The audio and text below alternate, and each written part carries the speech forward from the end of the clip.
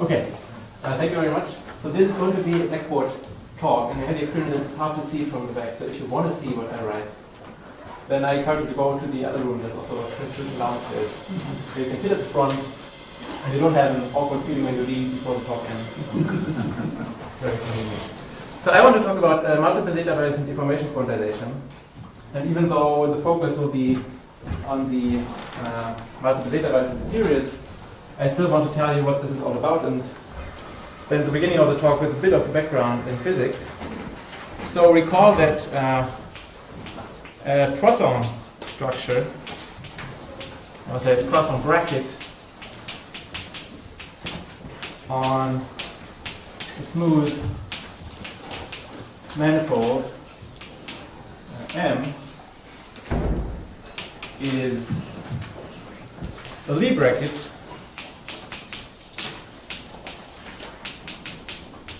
and I denoted with curly braces, or just braces, which fulfills the Leibniz rule. So it's a Lie bracket on the space of smooth functions on the manifold, which fulfills the Leibniz rule. So we want that fg comma h is the same as f multiplied the bracket gh plus g times the bracket fh.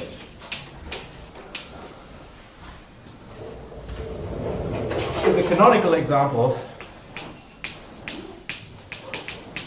for this is we take just Rn, and it better be even dimensional, and we set the bracket of two smooth functions on Rn to be the following sum. I goes from 1 to just capital N, which is half the dimension. And then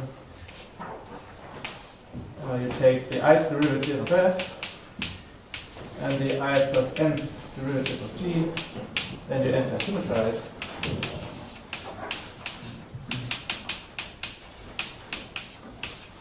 And you can check that this fulfills all the requirements. And just to illuminate what this means with respect to physics, maybe it's helpful to think of calling the first n variables x and the last n variables p. And if you just use this relabeling, you can check that you compute the brackets of xi and xj, or of pi and pj, either all 0, and if you compute a bracket of xi and pj, you get delta ij, Kronecker delta. So this is a classical analog, so to say, of the first thing you want to happen in a quantization. So, loosely speaking, to quantize in this setup, you want to associate operators on whatever space, usually a Hilbert space, operators, I call them f hat, for each smooth function. So in physics parlance, this would be the observables, the things you can measure and have a physical meaning. In the classical case, now you want to turn them into operators, because you know they have to be somehow non-commutative in order for quantum mechanics to apply. And then this Poisson bracket, which is non-commutative, I mean it's a Lie bracket, it should be the first approximation to this non-commutative structure. So you somehow want that if you have these operators now associated to f and g, you can compute the commutator of these operators in whatever algebra that you define. And you somehow want it to be I times h bar times this Poisson bracket of these functions up to some higher corrections. So sorry. Thank you. So the idea is that people no column. That's something you want. It can't be a definition, because So, yeah. It's too much. Yes. So this is the connection. And the canonical quantization process, as you learned from theory, is like one way of doing this, for example. But what we're interested here is not looking at these actual operators. What we want to understand is, no matter how you do this quantization, what is the induced structure when you pull back, so to say, this product on these operators onto the function space. So can you just study this non-commutative product that is the quantum mechanical version, the quantized version of this, on the original space of functions and not operators. So I hope this is sort of motivating for what I'm defining. Sorry, also isn't there a hat over the Poisson bracket? Oh yeah, you're right. I should have a hat. A huge hat, the whole thing. It's very cold, so we need a big hat. A big hat.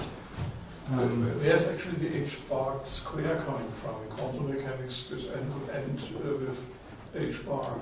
Yeah, I should remove it maybe this equation. But I will treat everything perturbatively here, so I wanted to introduce that we're not caring about anything that might be there even. It's not. So your perturbation parameter is h bar? Yes, my perturbation parameter is h bar. So just, if you don't want to think about physics, just think of h bar as a formal parameter. So we will make this precise. So we just define a star product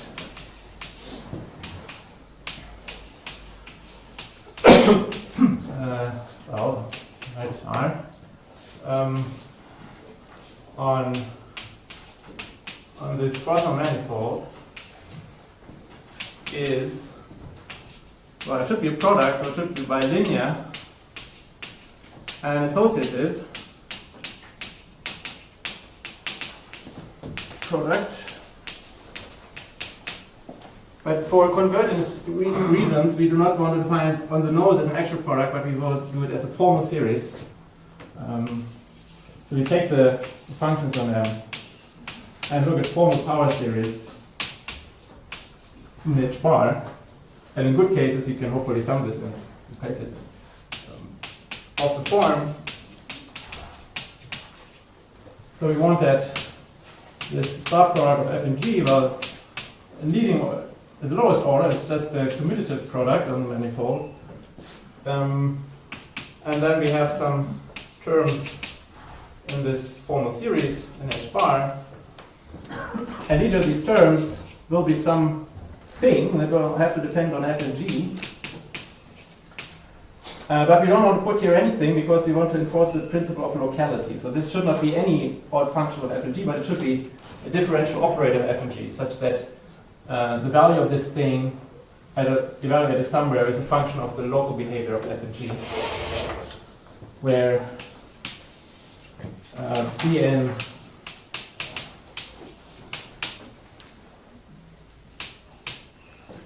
is a bidifferential operator.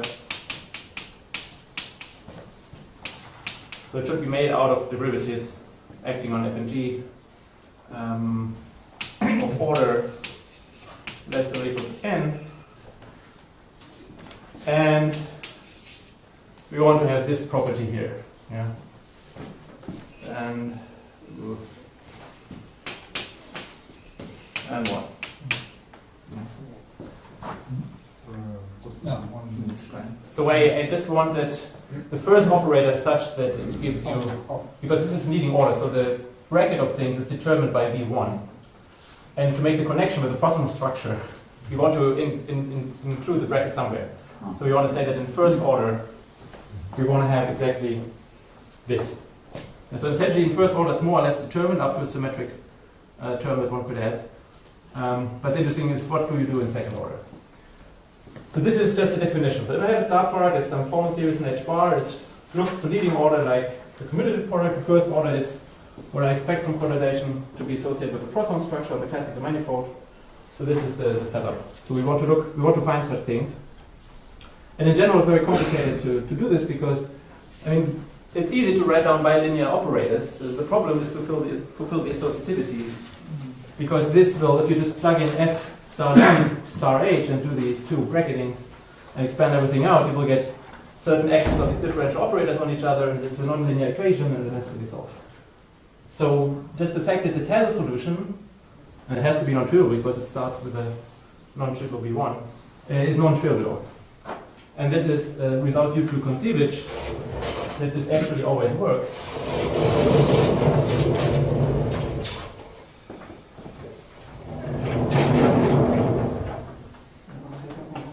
Don't you want to write that B1 equals to the Poisson?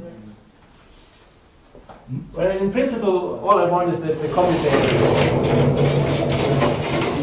G minus B1 and GF. Yeah.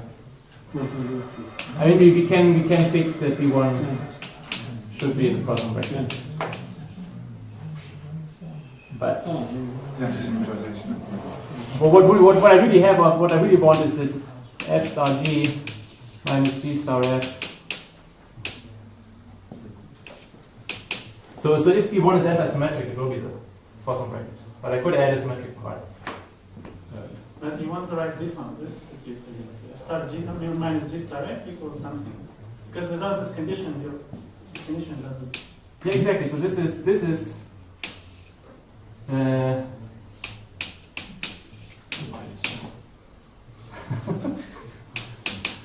I'm sorry, you have to keep correcting me. I'm not in good shape today. Now I equals 1. Let's not write it. Well, I'm suppressing the eyes here, and I must apologize. But then you don't have to apologize for wrong signs. Just suppress it twice. You just exposed my sneaky way of keep putting it under the rug. Anyway, okay. So the theorem. It's either 96 or 97. I think it's published 97. So that's Kontsevich.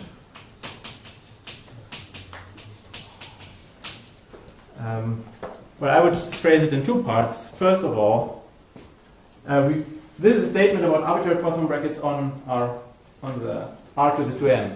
So we don't have a complication for the manifold structure and topological obstructions. So it's just algebra. For every Poisson bracket, and I write it as pi ij on R to the 2n. So if I want R to the 2n, I can take the canonical coordinate functions xi, xj. I can compute the Poisson brackets of these coordinate functions. I put them in a big bivector, which I call pi. It's just another way of writing down the Poisson structure. And locally, everything is determined by this. And any smooth function, I can approximate it by a polynomial locally, and then when I know what it is on the monomials, and I use the Leibniz rule. So this is good enough to study these things. So for every such Poisson bracket on R to the 2n, there exists a star product. And one can actually make it more precise. It has a particular form.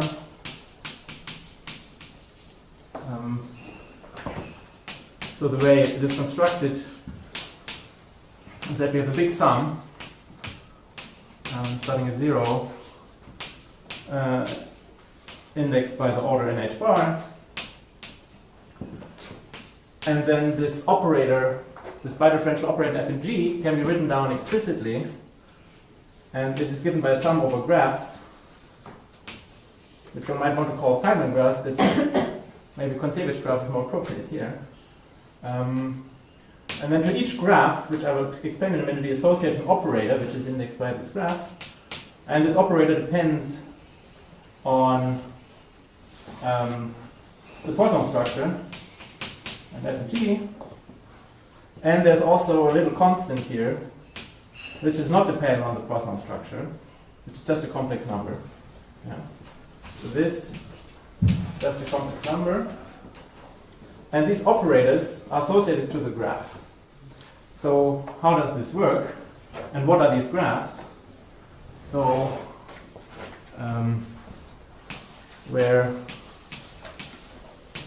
this curly Gn is the set of graphs on n plus 2 vertices, which are labeled 1 to n, and they have a vertex called L for left and a vertex called right, R for right, with 2 outgoing edges.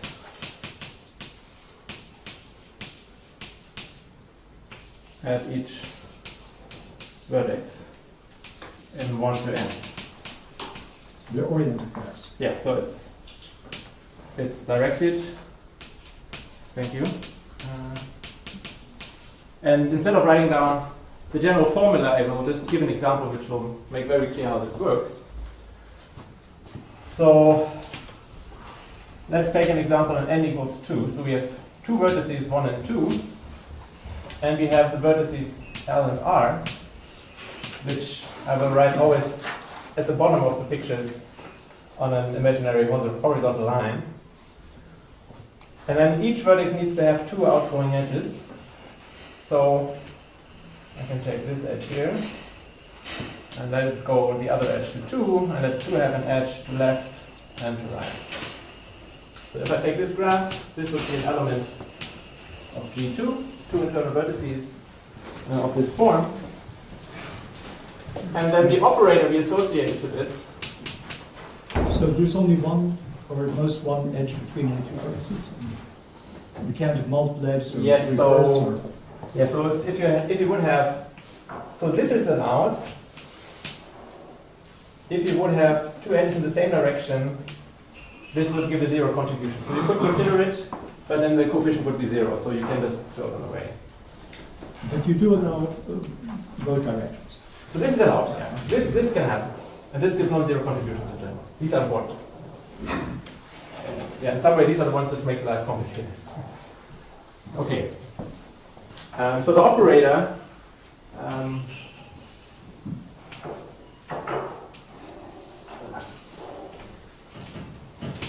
F and G, how is this constructed? Well, you put F on this vertex, you put G on the R. This is not really different, right, from the right? It's better? Not sure. And on each internal vertex, you put a Poisson bracket. Of course, the question is, what are the x's you put in here? Well, they must have some index. And you associate these indices here with the edges. So think of this edge as carrying the label I1, this edge of carrying the label I2, and then here we would have another Poisson bracket.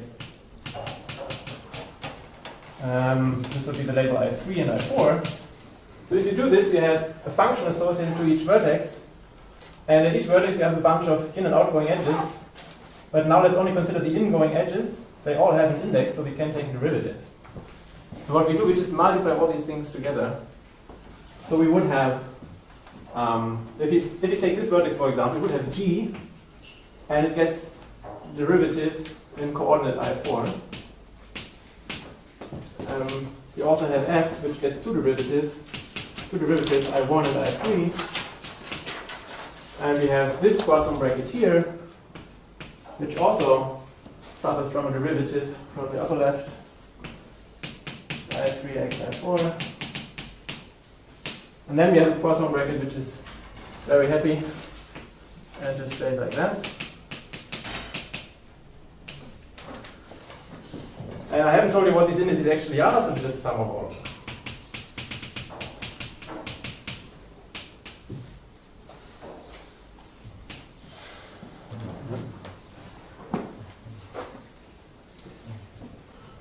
I hope the principle is clear. And so for every graph, you can write down these operators. They are clearly linear f and g because there's only one f and one g. I mean, they get some derivatives. And there are at most two n derivatives. There can be at most n derivatives on each vertex because you would have more than n going in here. And then when you only have n vertices, then one of these vertices must have the two edges, and that's totally zero. Anyway. So you can write down these operators. So Kontsevich tells you that you can actually construct a deformation in this explicit form where all of these differential operators in this form. So you know explicitly the dependence on all the Poisson structures and how it acts on all the functions. So the only magic bit is left over in this constant here that you have to multiply with. And I told you it's not dependent on the pi. So if you think of doing this from scratch, what you would have to do is you plug this formula into the associativity equation. and just try to find out what are the constraints that the C's have to fulfill in order to get an associative product. I mean, that's not the smart way of doing it, and that's not the way Kontsevich considered a much more general setup. So there's an L infinity morphism behind all this, and the star product is a special case of that. But anyway, it is a construction which provides such C's, and this is explicit. So the second part of the theorem is that there is an explicit formula for what these C's should be. You said they're in C, but aren't they just in Q? These constants, Yeah. there is a solution in Q, but it's not clear how to write it down. So not because the one Kontsevich wrote down is not this Q coefficient. It's not. No, it's. I'm simply. This whole thing is Gauss-line variant. So there somehow has to be a solution in Q or not. I don't know. But you said there is one. So the fact that it has a solution in Q is more or less equivalent that it is a rational associator. That's in a way the same thing. So what you can show is that, what should I use here? That in this more general setting, when you're not just looking at the star product, but this whole L infinity business, that all of the solutions, all L infinity morphisms, can be characterized in a sense because they are a torsor under the Grothendieck-Teichmüller group. And there is a somewhat direct connection between several associators and these formality morphisms. But yeah, so we know that it has been independently shown, I think, that there is a rational solution, there is a rational deformation, universal, but it's not written down, and I think later on it was realized that it's actually a consequence of the fact that we have rational associators. But yeah, maybe we can talk about this more towards the end. I'm only scratching the surface here of the backboard. I'm not good at this area.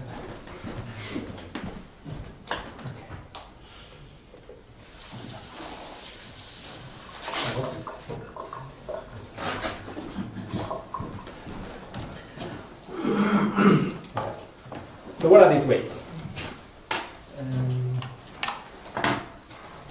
So that's part 2 of Kontsevich's theorem. It's not just the pure existence of such C for which this fulfills all the constraints that we want, but he gives an explicit formula.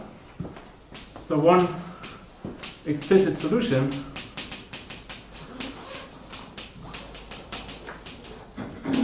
is given by the following integrals. So it was C. So he defines these coefficients to be 1 over 2 pi I to the 2n. Remember, little n is the number of vertices above, times an integral over a certain configuration space, Cn, of a certain differential form. What is this space that we're integrating over? In short, we could just write down it's n copies of the upper half plane minus the diagonals. So now we think of associating complex coordinates in the upper half plane to each vertex. So we have a variable zi for each vertex.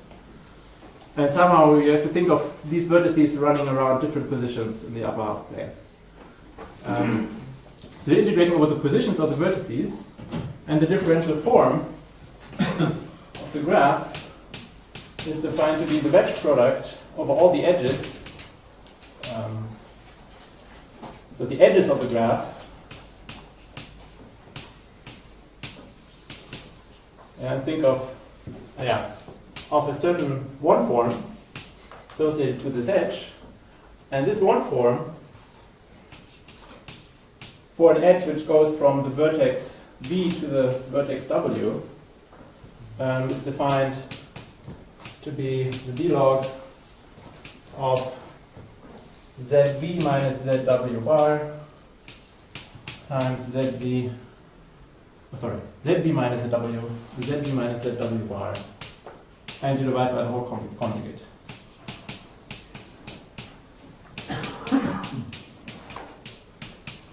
And one of these vertices be L or R? Yes. So W may be 1 up to n, or L or R, and then I have to restrict this whole thing to the situation where I just define ZL to be 0 and ZR to be 1. Thank you very much. So the simplest example would be the C of this graph, LR1. So we just have one complex variable running over the half plane, nothing else. This is 1 over minus 4 pi squared integral over the upper half plane, and then this edge here, sorry, this would be d log. So what do we have here?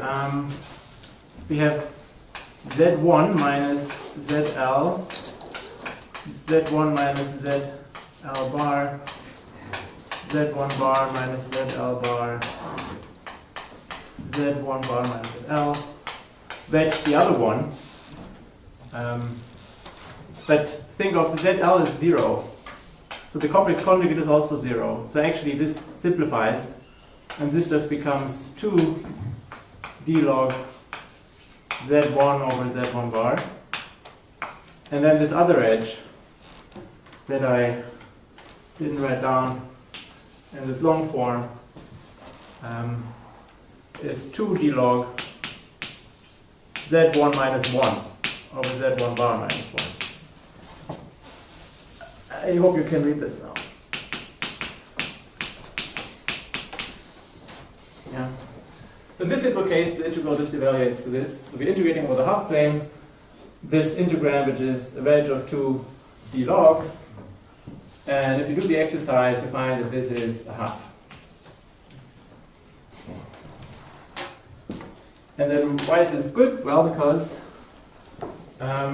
this means that if you compute the first term, the B1, which is all the H bar stuff, well, there is only one graph with one internal vertex contributing. So this is exactly this constant times the B. And if you work out what the B is, well, the B is exactly, in this simple case, the operator associated with it. It's just a Poisson bracket. There's one derivative here, one derivative there, it's just a Poisson bracket itself. So it turns out that B for this graph is just a Poisson bracket. So you better multiply it with a half, such that when you take the commutator, you get the actual Poisson bracket. And so we could have known that this is the result if we had assumed that this is a solution to everything. That's just an aside. So far, I wanted to go that far with the motivations. So now I want to talk more about these weights, what they are and what to do with them. So this is the, yeah? Can you give some insight into why you get an integral type formula for the C's? Well, that's, is this an associativity condition, or? I mean, you can think about it different ways. If you just think of it as a solution to a set of constraints, and that's essentially a big linear system in each order in H bar. And when you just write it out to each order in H bar, write down all bases in the space of differential operators, the constraint that it has to be associative gives you a finite dimensional linear system, and the question is, does it have a solution? And there was actually a paper which proved on that level that a rational solution exists. But this is not a good way to understand the structure of this. So what Kontsevich does, he considers these configuration spaces of marked disks that I'm going to talk about, and how they fiber over each other. So there's a geometric picture behind it. When you forget a certain point, then you're on a lower dimensional configuration space. And when you're on this geometric picture, you can write down an integrand which on all boundary strata actually, so you get natural integral relations which then specialize to exactly the relations you need to get this formula to work out. So this is the way I would think about it.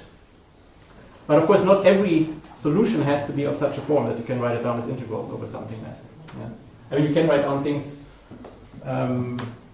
which give more complicated number than, yeah. For Aaron, yeah. Okay.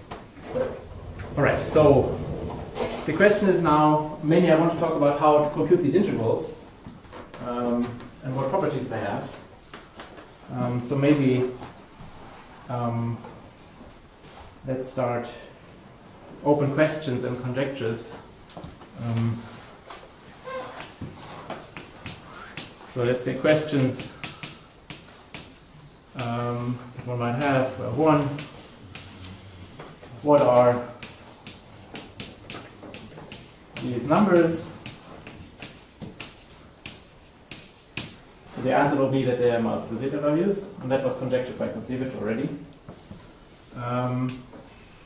Second question is, beyond the fact that these are numbers, can one actually say anything about the convergence of the series? Does the sum of these h bar over n Cn converge? So can one turn the formal star product into an actual star product? How does it relate? So if it does converge, how does it relate to other quantizations? When you say converge, doesn't it depend on f and g somehow? Sure, but what you can do is to say, well, you only think of applying it to the coordinate functions, Right. Okay. and then you know exactly how FNG behave. And of course, in general, this is the least thing you could hope, that you could maybe prove that for the coordinate functions it converges in some finite domain. And then it will converge for some interesting set of more general functions. Bonjour.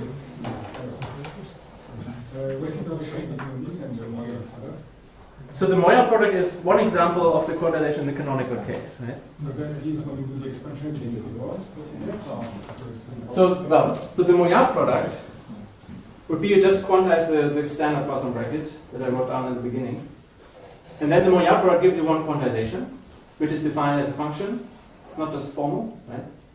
And then the question is exactly how does this relate to what's happening here? And the question is, well, in general, I think for the Moyer product it's fine, but the thing is we want to consider more general Poisson structures, right? So the Moyer product is a very simple Poisson structure. It's just the delta J. So the focus here is to think of more complicated Poisson structures where the Poisson bracket is non-trivial functions and what happens there. But this is what I also mean by that. Yeah, so there are some cases like the Moyer product, but also in more complicated Poisson structures. For some of them, one can write down on the nose some quantizations. And then the question is it the same? So one example we had in mind here was a certain quadratic Poisson bracket. So if you just take one physical dimension, or n, capital N equal 1 here, so you only have two coordinates, and you look at this Poisson bracket. Is that one? Yes. So this is what I mean. This is not the classical Poisson bracket that you would write down on R, whatever. Anyway, one can write down.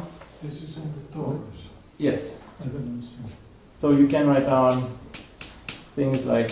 What is this? Surely this is not a Lie bracket. Yeah, it's not in there. Unless xy has some new meaning. It's not. Because Poisson bracket, you said was a Lie bracket, it should be antisymmetric. No.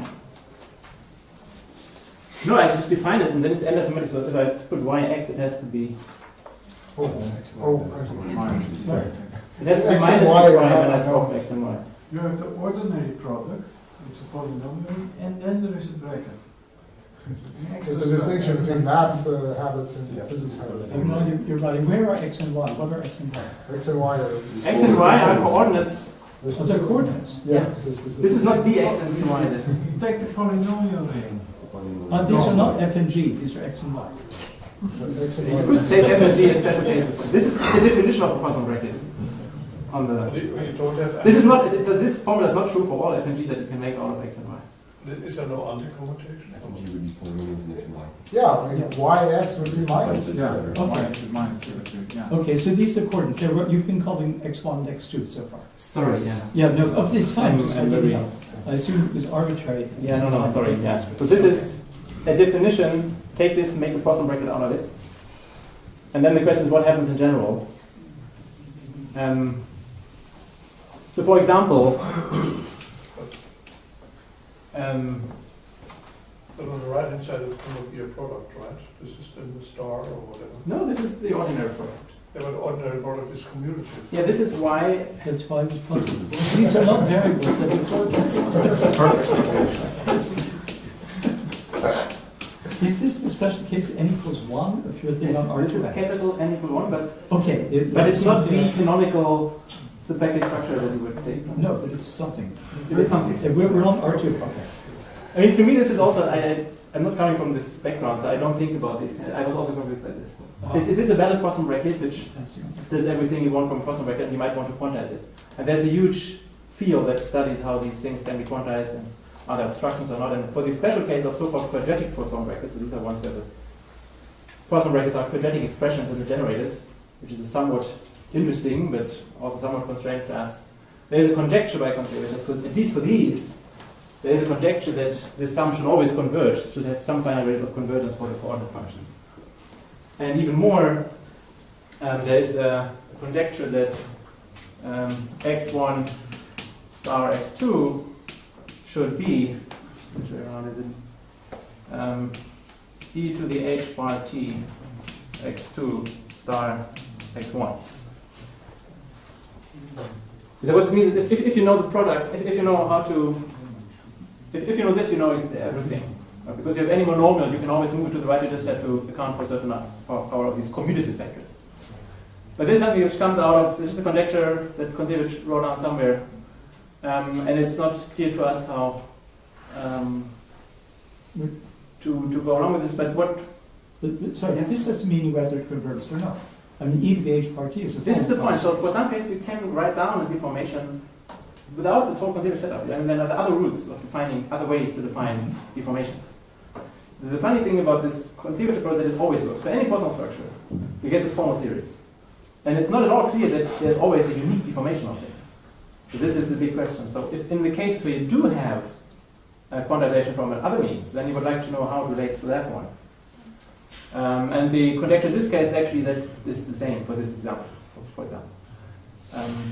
So I just wanted to motivate that there are some questions that are interesting in this field, and some of them might be informed by solving one. The problem so far was that it was basically impossible, or nobody at least did it, to compute these weights. So if you don't have the weights, you cannot compute examples, and that's a bit different.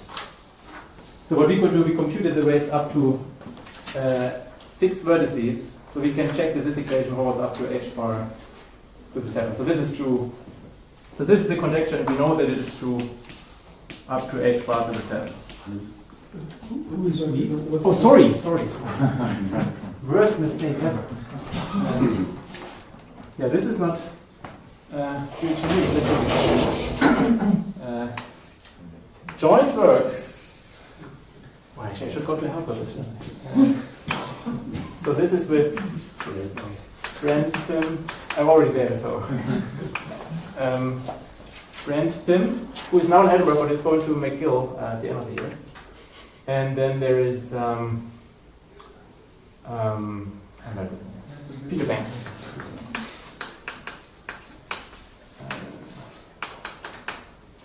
Yes. Thank you. Well, since neither of them is here, you're okay. No! No, he's on video. No! There's proof. That's why he There's proof. If you forget people's names.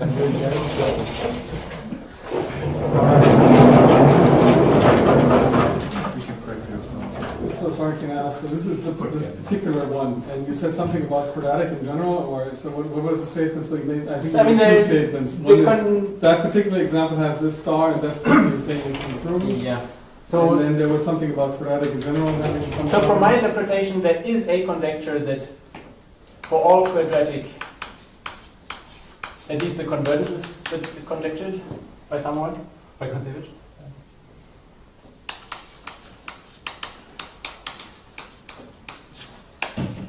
And this is a particular example where on top of that it is conjectured to be this explicit one.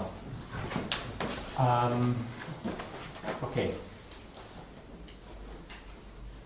So now I should talk about These, with these CGs. yes. These. is that? We'll give that. Yeah, sure.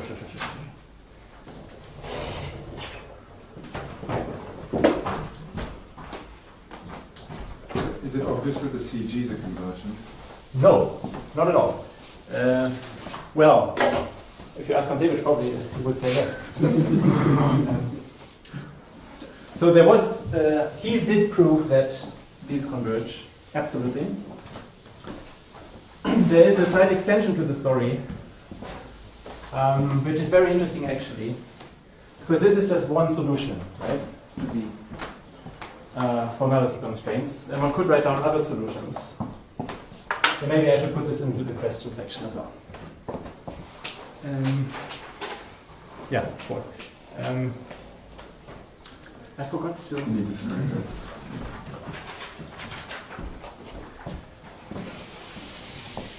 I mean, in a way, you should wondering. It's a very arbitrary construction. I mean, I'm somewhat motivated that there's some reason behind this geometric structure of this configuration space of points in the upper half plane. But I mean, why this particular function phi that I wrote down? If you look at it, it actually means that you're somewhat measuring the hyperbolic angle between the 2 points. And this is why Kontsevich actually calls these angle functions. So it's not just some random logarithm that you write down, but it's an angle. But there is, there are also solutions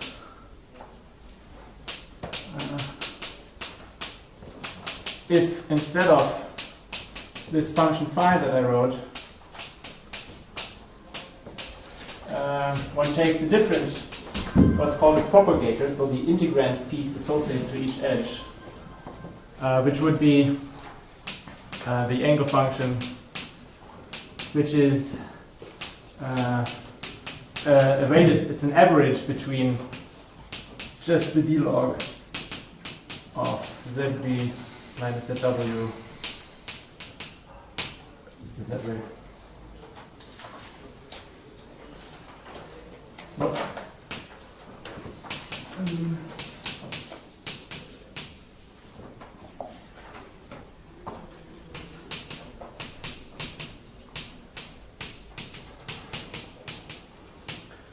So if you put t equals 1/2, you get the same thing that we had before. But you can actually look at this whole family.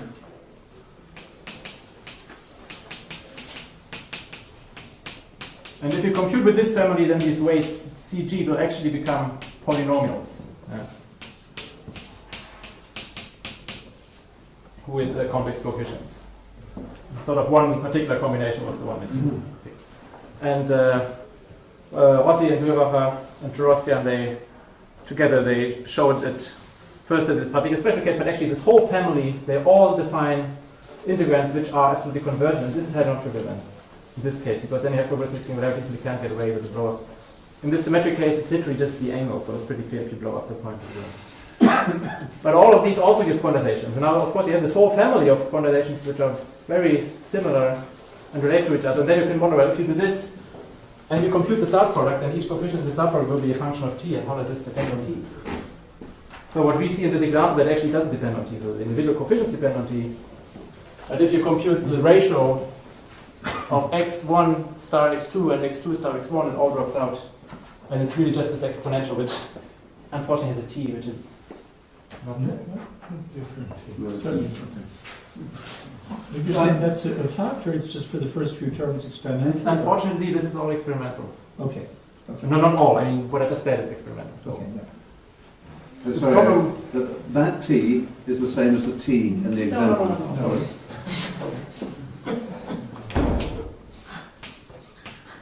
No. Capital T. Yeah. But on the right-hand board, Yes. the t there is the same as the t. This is the same t. Yeah. Okay. The problem was that so far it was impossible. It was unclear how to compute these weights. So I think there was actually no calculation of these generalized weights in any case. So it wasn't even possible to check these things. So now we have the weights up to h bar to the 6.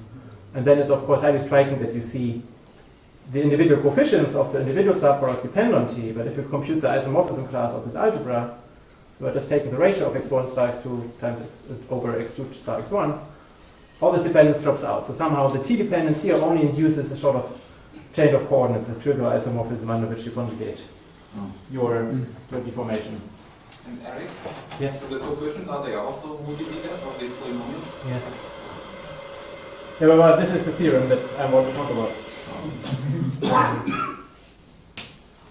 Yeah. Okay. So enough of that, and let's talk about the theorem and what was into this. Okay. So let Vn denote the span of MZDs of weight n. Yeah, let's take some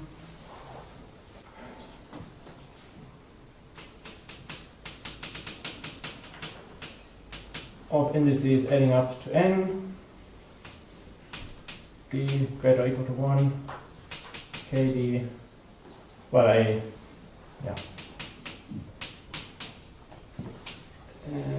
of the multiple zeta values. And I mean the convention in the way that this makes sense. And I want to consider them with integer coefficients. That's just because it works. Yeah, I mean you can just think of q, but if you have something which also works over z, then why not do it over z? So,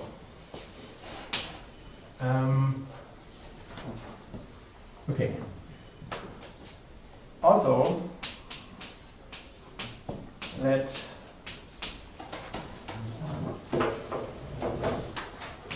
A1 of Cn be the z linear span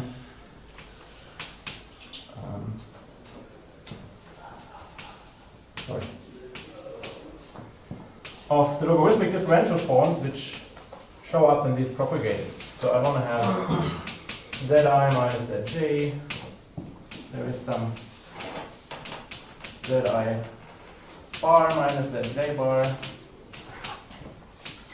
and there are also things like zi minus zj bar. And so these are all differential forms on these configuration spaces. And I take their z linear combinations.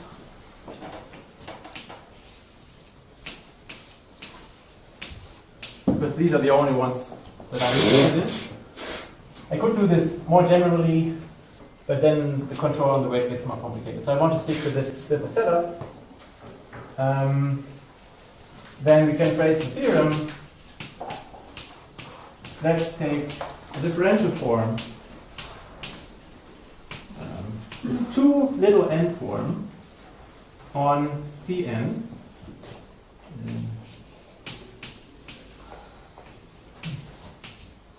And so I just mean those 2 n forms which are built out of these d-logs with integer coefficients.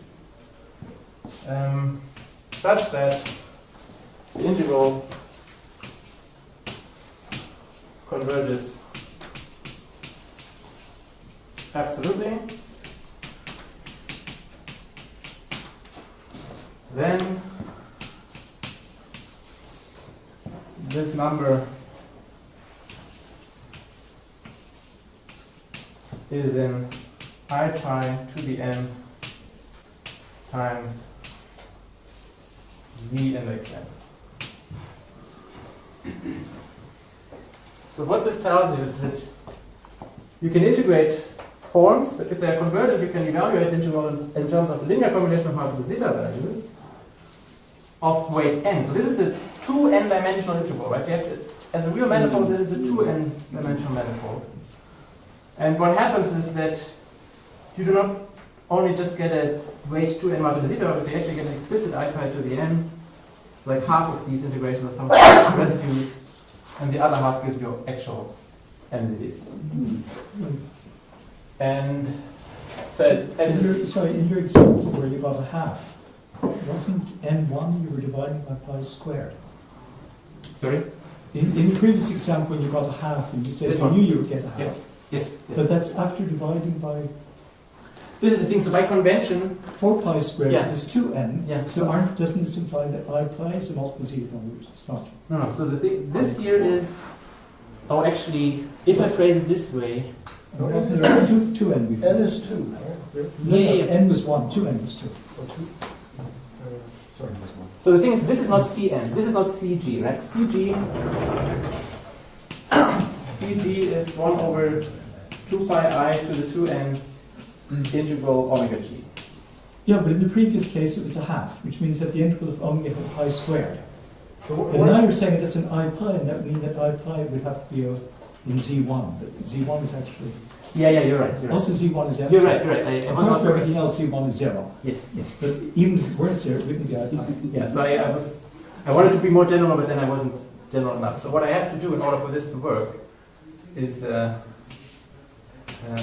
what's this?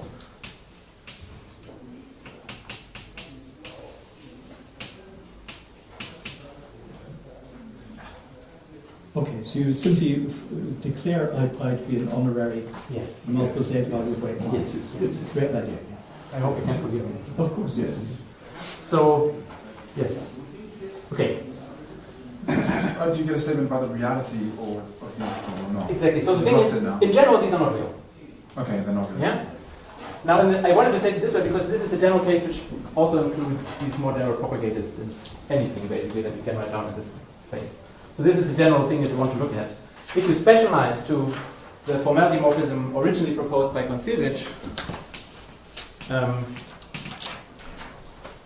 so that's the t prime equals a half case, then you know the following. Well, in Kontsevich's case, the integrand is real. And if you look at this thing, this is just an angle, so this is I pi times a real number. It's the logarithm of a number of modulus 1. And for each of these edges, we have 1 over 2 pi I in the prefactor. So we know that these are real. And then we know immediately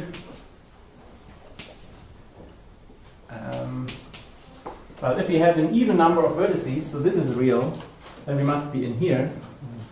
Yeah, so we are in 5 to the... Okay.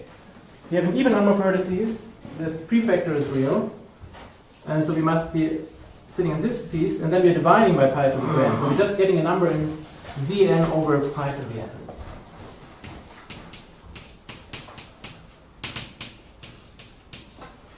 And if n is odd, then this is imaginary.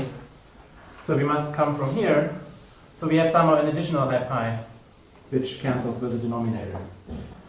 So we are in Cn minus 1 over pi n minus 1.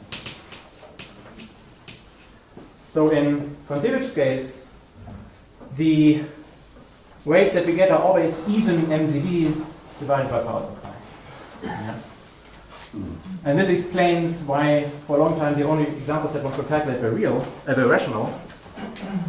Because you know that the first non-rational MZV, no. The first even weight MZV that is not Zeta t squared. a power of pi could only be, if you're lucky, zeta 3, right? Squared. So, as a further corollary of this, we know that we can draw a little table, say n, and then where do these CG lie? This doesn't make sense. So I think of G and Gn. So if you're in n equals less, n is less or equal to 5, then the only even weight MZVs are powers of pi. When we kill them, we're just landing in the rationals. So when we're at weight 6, that's the first time that we could have something new. It might be zeta squared of 3 over pi to the 6. And we have this, we go in steps by 2 here because of this. And then if we go to h bar to the 8 or h bar to the 9, you get rationals and zeta 3 times zeta 5, and whatever favorite basis you want to choose. And you also have the cool one, the irreducible depth 2 MZV. And you can draw the table by just using the structure of MZVs that we know so well. So I will now wrap up the proof of this in 5 minutes. And these really occur? Yeah. Sorry, these really occur. It's not by some miracle always compute what you get. So this is the thing. So from theorem we just get this is an upper bound, but we actually see all of them at least to the order that we can compute. We have found everything. I will give you a linear combination of graphs at h bar to the 7, Very good. which isolate each of these MZVs. So in a way it's sad because it means there's no further structure. Oh, Everything appears. And even more, when you look at the more general propagators, which are not forced to be real by construction, you also get zeta 3 alone, and so on. You really get everything. And we haven't proven this yet, we couldn't construct graphs which give each MZV, but it seems to be the case with the discrete. So actually zeta 3 over I pi cubed. Yes. Is the same distance. Exactly. I have an example, but I should talk about the proof.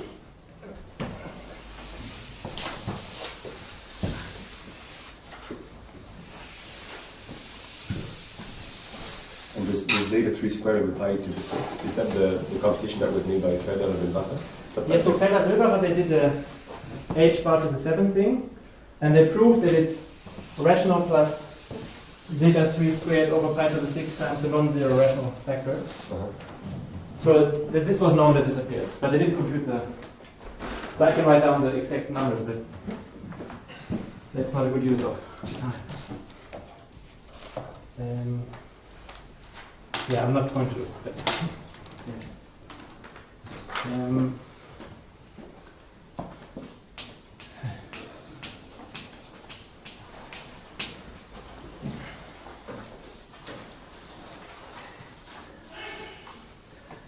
So we are using the vibration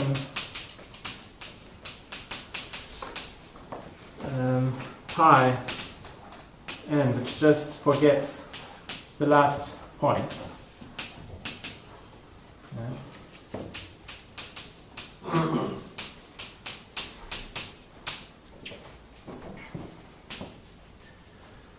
And we use Fubini's theorem to compute the integral over the fiber.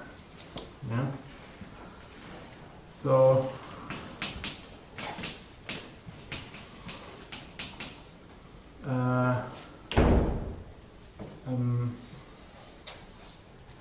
integral omega d over Cn, or just omega, the same as the integral over Cn minus 1 of the integral of the fiber of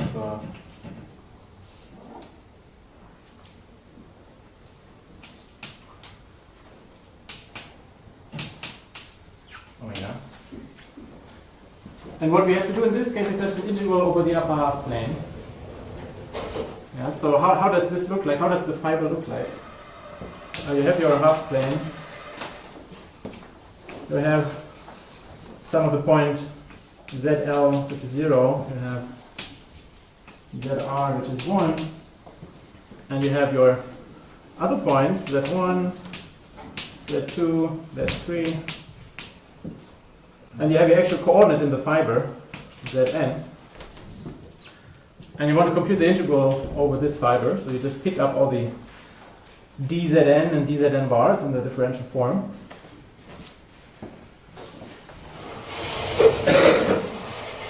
So we know that you can write omega as some linear combination, you know, Zn minus whatever, which Zn bar minus something else times some other form, which is not dependent on Zn. So we isolate the differentials. Then the second step is to create a holomorphic primitive. So we want to find form eta on this space half plane minus all these sigmas and tau. Yeah, so let's look at the fiber. So I want to find a form in the fiber.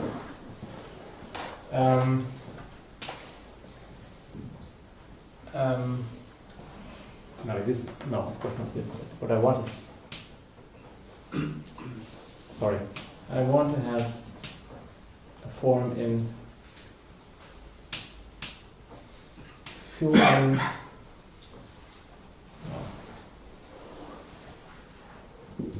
Yes, I called this A1 before, I think.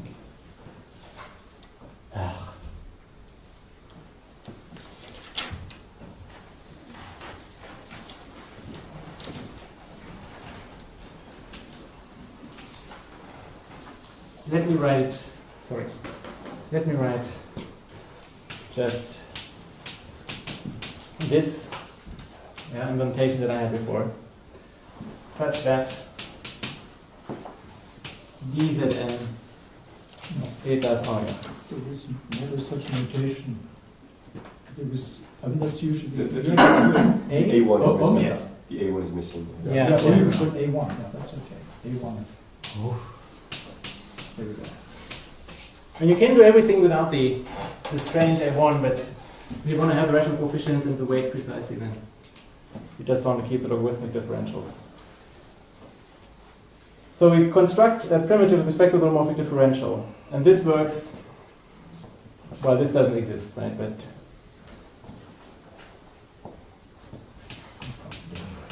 using hyperlogarithms. I'm sorry that I have to stop. So let me just try to explain what's going on. So you know hyperlogarithms, I'm sure they have been mentioned at some point, are these integrals, these iterated integrals along a line.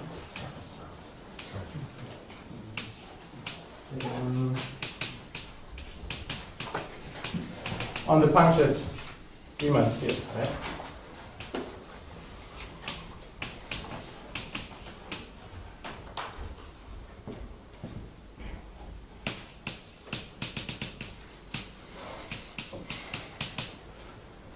So in this case, if we have such a thing where we just take log of Zn minus sigma, which is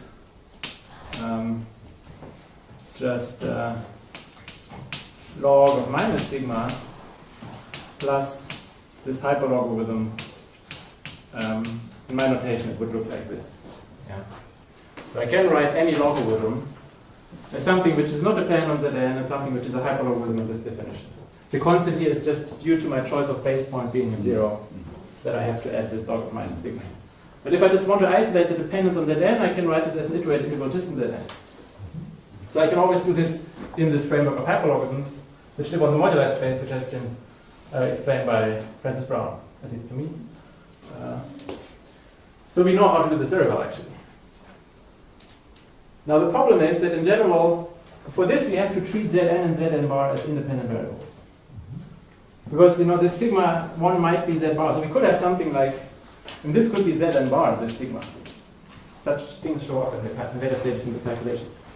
So for this step we have to treat Zn bar as fixed. So we only have this, not a total differential, but only the holomorphic differential. So the second step is make this form single valued, at least in the fiber, i.e. subtract the monodromies that might be there. Yeah, so if we just so we know that we start with a rational thing at the very beginning, and also in later stages we have integrated something over fiber, which is a well-defined function, so it's single valued. But if you just copy this naive primitive, it will have monodromies.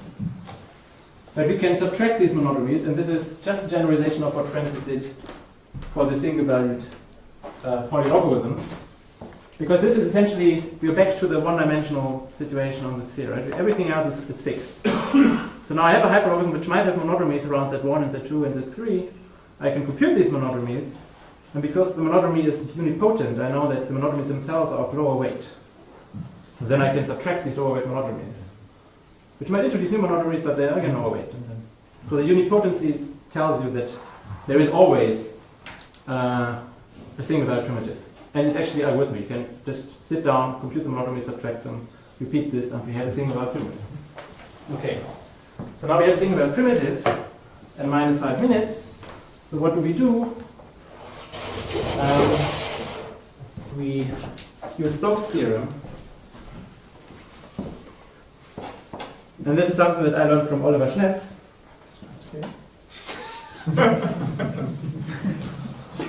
This Stokes theorem. I hadn't heard of Stokes before. It's a phenomenon. Wasn't there a heat engine named after him? Okay, Stokes' theorem. You want to be careful because he's suddenly at the onset of turbulence as well. So. Well, I'm already in hell, right? So.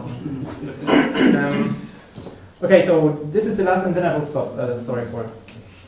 So thank you very much for not running out of them. This is the geometrically interesting bit, because now you have to really use the geometry of these configuration spaces. So if you want to use Stokes, we can use it now because we actually have a function. We have a well-defined function, a singular function, on the whole punctured upper half plane. Yeah, so we can look at the integral over this fiber, which is just this punctured hyperplane on which coordinate, with the coordinate Zn, of holomorphic derivative of eta, and then you just use that, well, say eta is capital F dZn bar, then if you compute total derivative, you only get the holomorphic part here.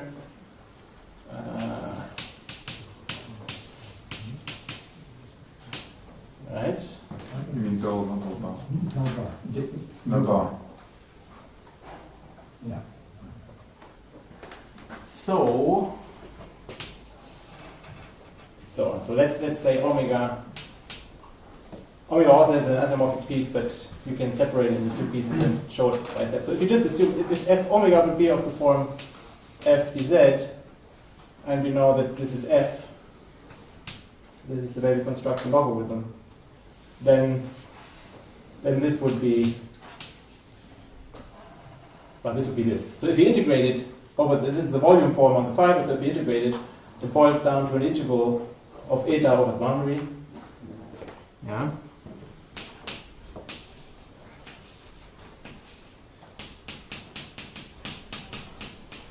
And of course we have to be a bit careful here because the singularity is on the boundary, right? We have 0 and 1, and we have all these punctures, Z1 up to Zn minus 1. So what you do is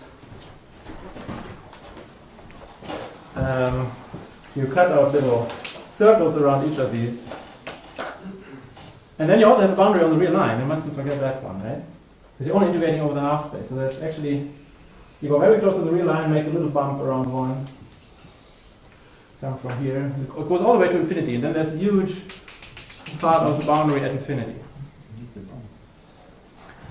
So if I do these little epsilon circles here, I have on the nose the Stokes theorem in these little shrunken manifold, which is then smooth and everything is fine. And then this boundary decomposes naturally in these different parts, in these line segments, in these half circles, and these circles. And then if I compute the limit, I can actually express them. So this will give me, this gives me residues. This is what Oliver Schnetz, for example, uses this very great effect in the computation of graphical functions. So this is 2 pi I times some residue of this, so times times some lower weight hyperlogarithm, then these integrals on the real line, but what happens on the real line? On the real line, Zn equals Zn bar. So you're just back to the case where you have an iterate integral in one variable. The problem is integrating in here is difficult because there's these two variables and they somehow are supposed to be complex conjugate to another. Now we have reduced it to things which happen at points which are simple to compute. And the only line integral we have to compute is actually one which is just a hyperlogarithm, which is just the theory of hyperlogarithms on the modular space that you know very well. So this on the nose just gives you an associator contribution here. And then there are these little half circles which are actually interesting because they give non-zero contributions. Because if you have things like Zn minus Zn bar, yeah, you have d log Zn, then the hyperlogarithm associated to this would actually be something like plus minus Li2 of Zn over Zn bar. So you get functions of just this angle around 0 if you go in this limit. And you also get non-trivial polylogarithms of the angle when you go to 1. And then you have to integrate them around the little circle. So in principle you do a blow up and then can translate it to just another associator. But if you look at it here, you can, the way we compute it is by just doing this. Write down these functions and compute these integrals. I'm terribly sorry for going so much over time. Thank you very much for it.